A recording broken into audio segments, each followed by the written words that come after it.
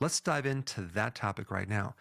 If you understand the word omnivore, that's a specific diet that involves plant based as well as animal products like meats. Then you have the word herbivore, who eats plants.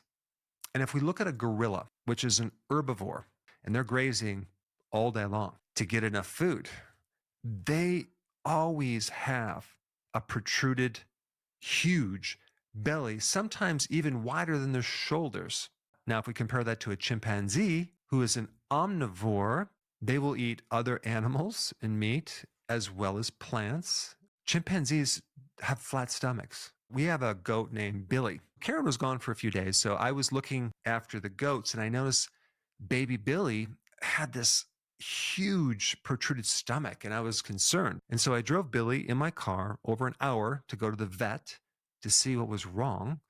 And the vet took one look at Billy and said, "This is normal.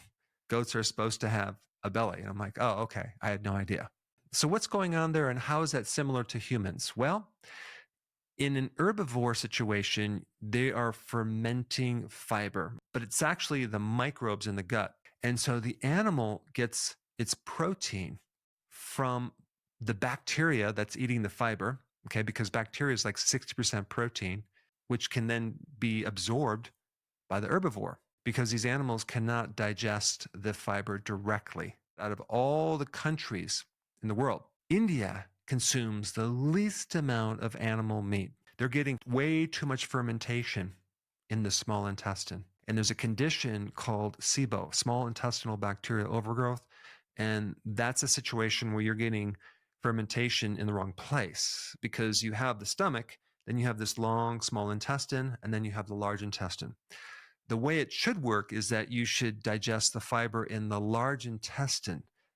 If you look at the history of what an Indian ate 5,000 years ago, 100 years ago, they were not big meat eaters. However, they did eat meat here and there, and occasionally they had goat and sheep, but not beef. In the current diet, the three primary ingredients that are in pretty much all ultra-processed foods are the sugar.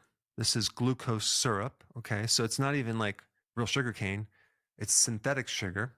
And then you have the seed oils right here, highly industrial processed, highly inflammatory. And then, of course, we have the starches in the form of maltodextrin, food starch.